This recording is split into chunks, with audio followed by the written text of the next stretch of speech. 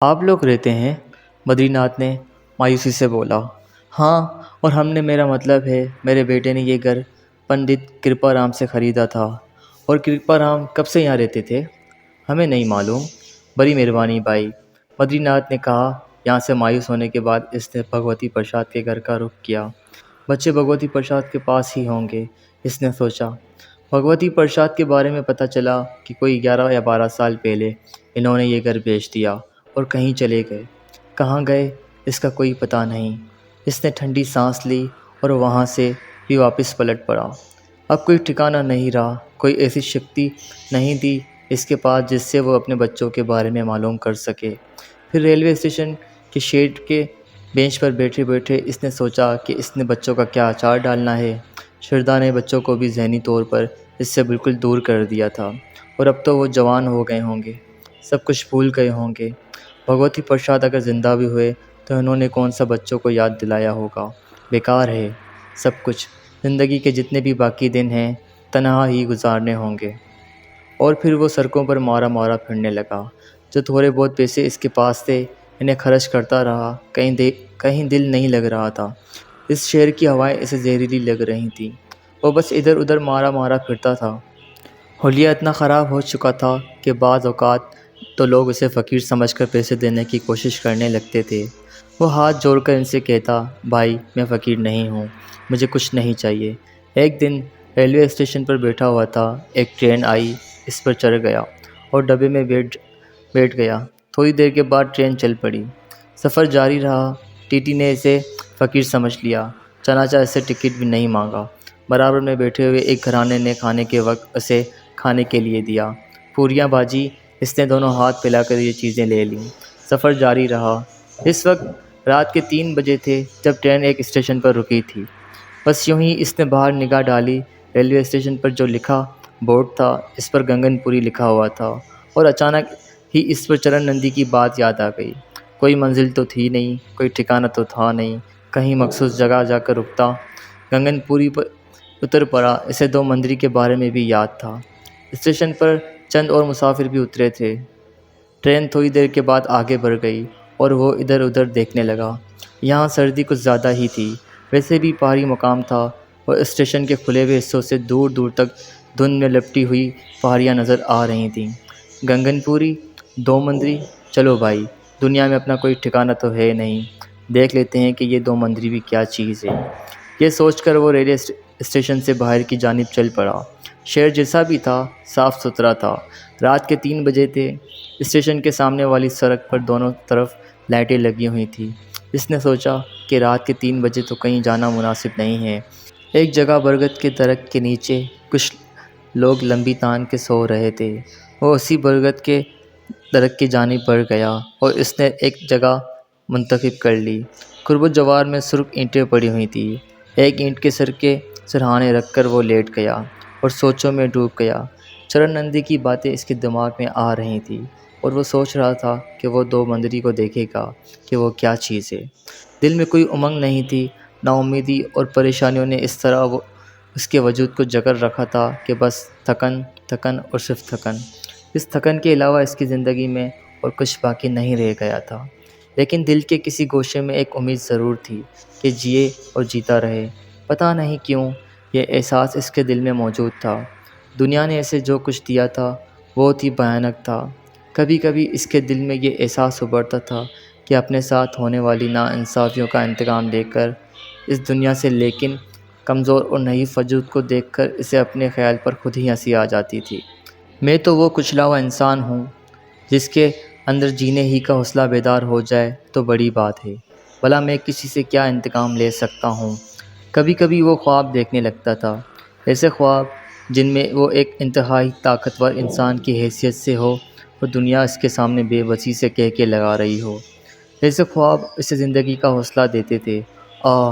کاش کہیں اس خواب کی تکمیل ہو جائے۔ شہر گنگن پوری ایک خوبصورت پہاڑی شہر تھا۔ دوسری صبح وہ ایک کمزور اور لاچار انسان کی حیثیت سے وہاں سے آگے بڑھ گیا۔ جیل سے وہ جو اسے تھوڑی بہت رقم ملی تھی وہ ابھی تک اس کے پاس موجود تھی۔ شکل و صورت ہی سے فقیر معلوم ہونے لگا تھا اور ابھی تک لوگ اس پر ترس کھاتے رہے تھے۔ اس احساس نے بھی اسے دکھی کر دیا کہ نوبت یہاں تک آ گئی ہے کہ لوگ اسے بھیک دینے لگے ہیں۔ غرض یہ کہ زندگی سے بڑے دکھ ملے تھے اسے۔ دوسرے دن گنگن پوری میں نکل گیا۔ 2 مندر کے بارے میں اسے بہت سی جگہوں سے معلومات حاصل ہوئی تھیں۔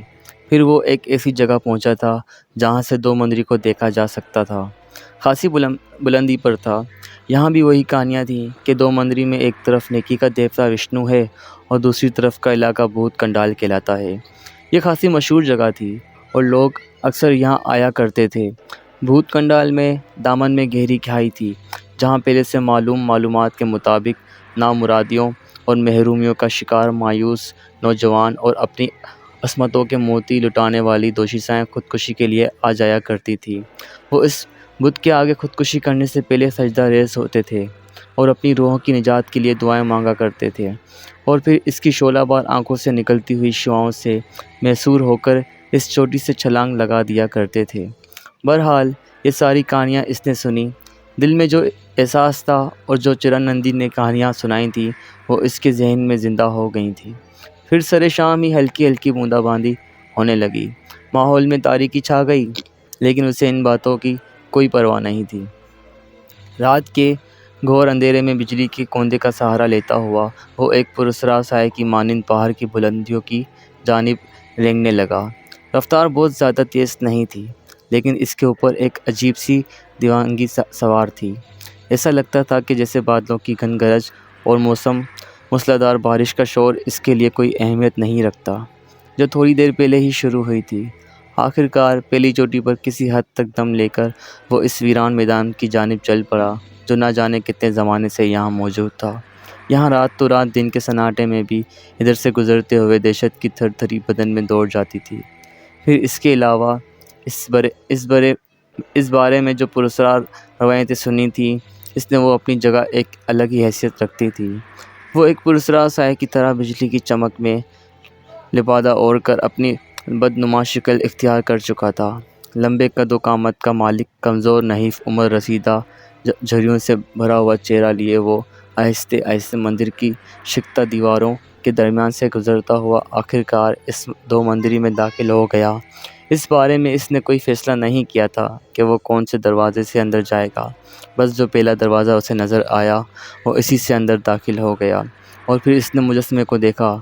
تقریباً 8 فٹ بلند دیو قامت مجسمہ پتھروں سے تراشا گیا تھا۔ انتہائی بھیانک چہرہ، لمبے نوکیلے دانت، شعلے برساتی آنکھیں، بڑے بڑے ناخن اور باہر کو نکلی ہوئی زبان۔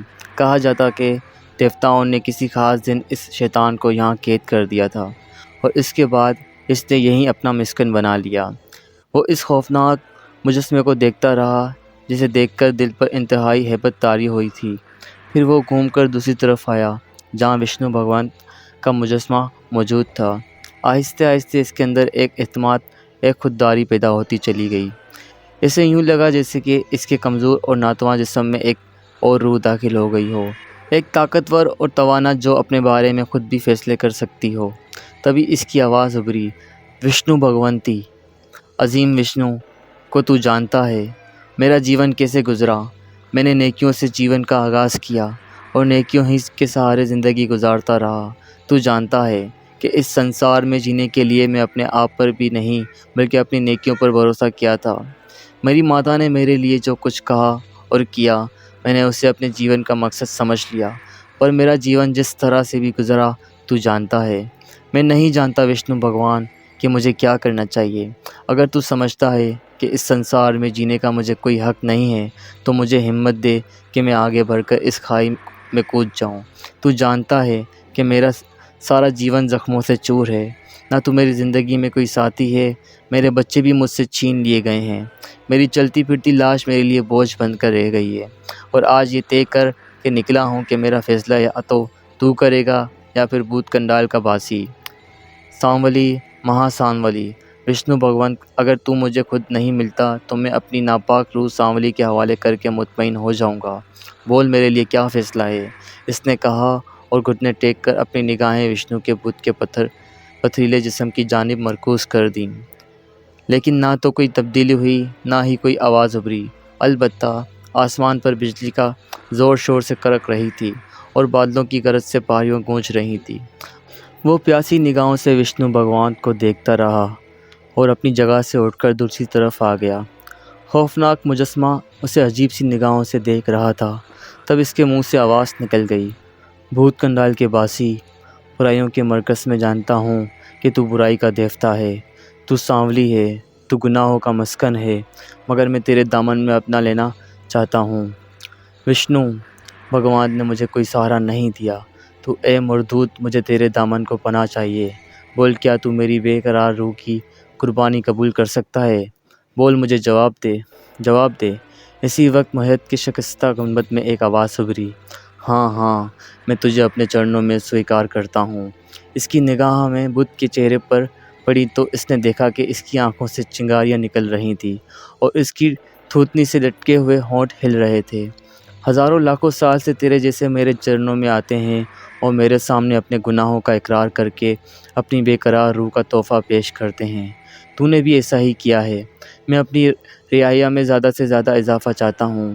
تو نے میرے حضور اپنی روح کا تحفہ پیش کیا ہے، اس لیے میرے کام کر دریا تیرے لیے جوش میں آ چکا ہے اور میں تجھے کتے کی موت مارنے کی بجائے ایک رنگین زندگی بخشنے کا ارادہ رکھتا ہوں، ایک ایسی طویل ترین زندگی جو حیرت انگیز ہوگی، اور صرف یہی نہیں بلکہ حسن و لازوال کے ساتھ تیرے شباب کی واپسی۔